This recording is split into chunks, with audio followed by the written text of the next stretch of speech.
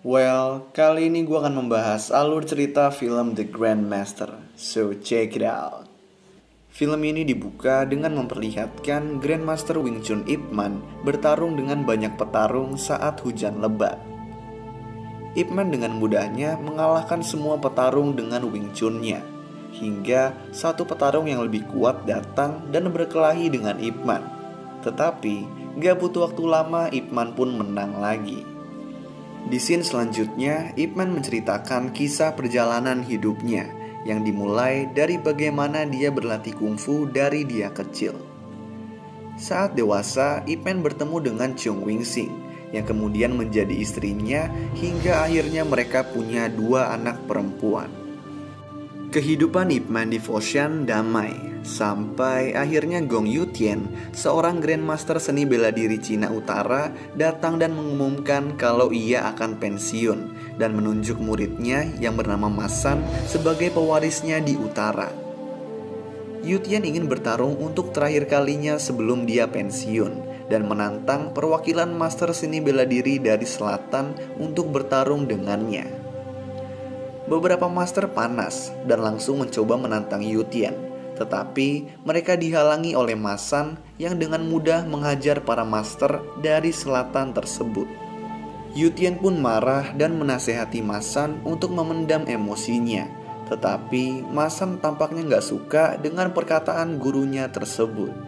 Di sisi lain, orang-orang besar selatan mengadakan pertemuan dan meminta Ip Man untuk menjadi perwakilan. Sementara putri Yutian bernama Gong datang dan mencoba meyakinkan ayahnya untuk membatalkan pertarungan karena dia merasa master-master dari selatan tidak layak untuk bertarung dengan ayahnya tersebut. Meskipun begitu, Yutian tetap bersikeras untuk bertarung dan menyuruh Gong untuk segera menikah setelah dia pensiun. Setelah melakukan pertimbangan, Ip Man memutuskan untuk menjadi perwakilan. Tetapi sebelum bertemu Yutian, Ip Man diuji oleh 3 master selatan yang memiliki jurus berbeda-beda. Gak butuh waktu lama, Ip Man pun memenangkan 3 pertarungan ringan tersebut, lalu berhadapan dengan Yutian. Pertarungan antara Ip Man dan Yutian ternyata adalah pertukaran ide filosofis dengan menggunakan kue yang sudah hancur sebagai metafora persatuan Cina Utara dan Selatan. Yutian menyatakan kalau Ip Man benar dan merupakan pemenang dari pertarungan tersebut.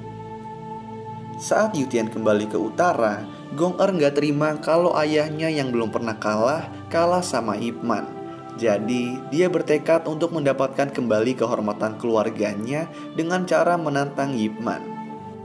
Yutian kemudian bilang kalau Gong harus menerima kekalahannya. Tetapi Gong tetap bersikeras sehingga di saat perjamuan makan malam di mana dia harus menggantikan ayahnya yang gak bisa datang, dia menantang Ip Man.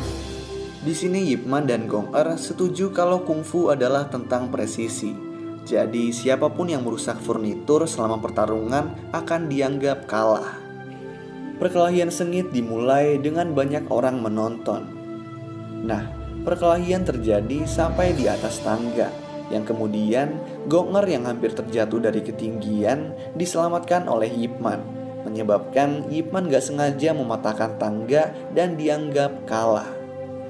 Ip Man dan Gong memberi hormat satu sama lain, dengan Ip Man berharap bisa melakukan pertandingan ulang di lain waktu. Di adegan selanjutnya kita diperlihatkan kalau mereka berdua tetap berhubungan dengan cara bertukar surat, dan Ip Man juga berencana membawa keluarganya ke Cina Utara.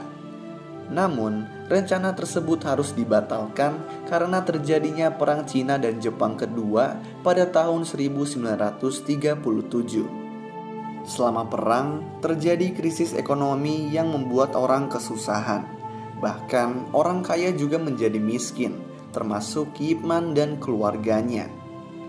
Saking susahnya, Ip Man bahkan harus menjual sisa barang dan pakaian yang dia punya untuk bisa menghidupi keluarganya.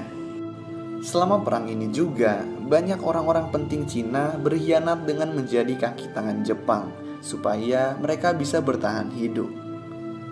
Ip Man sempat ditawari untuk bekerja sama dengan Jepang supaya hidupnya menjadi mudah, tetapi dia menolaknya. Beberapa lama kemudian, Ip Man dan istrinya menjadi sangat sedih karena mereka kehilangan kedua putrinya yang meninggal akibat kelaparan. Sementara itu, di Cina Utara, Masan mengkhianati negaranya sendiri demi pemerintahan boneka di Manchuria. Dia kemudian mendatangi Yu Tian yang sangat kecewa dengannya dan membunuh gurunya tersebut. Ketika Gong Er kembali, pelayan keluarganya yang bernama Jiang memberitahu tentang kematian ayahnya, lalu mengatakan kalau keinginan terakhir Yu Tian adalah agar dia hidup bahagia dan tidak membalaskan dendam untuknya. Gong Er sangat marah dan ingin membalas dendam. Dia juga bilang dia nggak akan bisa hidup bahagia jika belum membalaskan dendam kepada Masan. Gong Er pun bersumpah kepada Buddha untuk tidak pernah menikah atau memiliki anak, mengabdikan hidupnya untuk membalas dendam terhadap Masan. Pada tahun 1950, Ip Man pindah ke Hong Kong untuk mencari uang dengan menjadi guru seni bela diri. Tetapi untuk menjadi guru, Ip Man gak langsung bisa mengajar karena dia harus mengalahkan seniman bela diri lainnya yang tentunya kemudian bisa dia kalahkan. Ip Man pun akhirnya mendapatkan reputasi yang baik di sana dan akhirnya diperbolehkan untuk mengajar.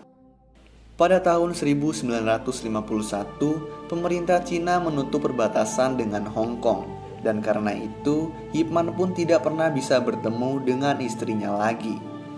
Pada malam tahun baru Imlek, Ip Man bertemu kembali dengan Gong Er, lalu membujuknya untuk membangun kembali perguruan seni bela diri keluarganya.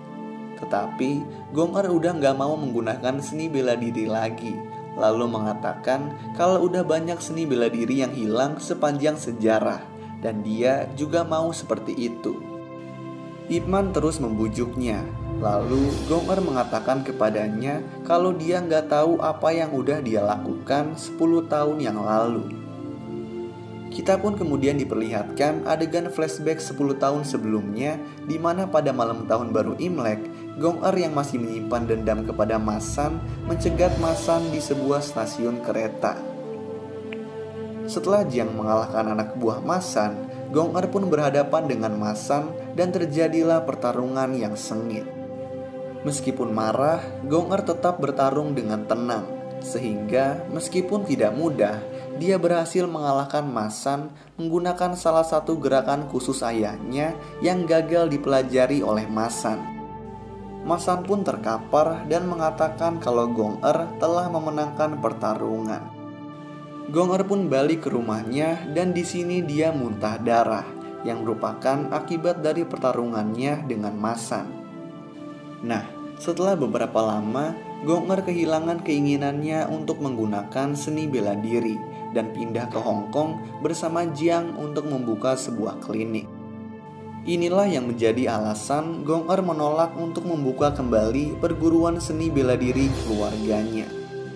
Pada tahun 1952, Ip Man dan Gong Er bertemu kembali untuk terakhir kalinya.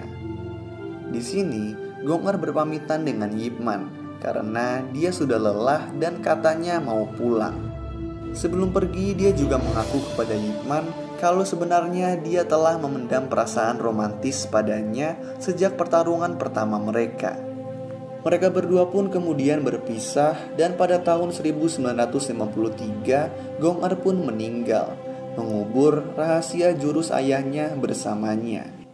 Kita kemudian diberitahu penyebab Gong Er meninggal, yaitu karena dia terluka parah akibat perkelahiannya dengan Masan, dan dia juga mulai mengkonsumsi narkoba untuk membantu meringankan rasa sakitnya. Pada tahun yang sama, Ip Man mendapatkan KTP Hong Kong, dan setelah itu perguruan Wing Chun Ip Man semakin lama menjadi terkenal dan banyak peminatnya, bahkan sampai saat ini. Lalu film pun selesai.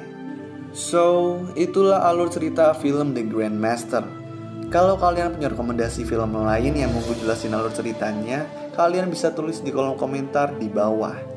Dan kalau kalian suka sama video ini, kalian bisa klik tombol like dan juga klik tombol subscribe supaya bisa mendapatkan update-update tentang video-video gue selanjutnya.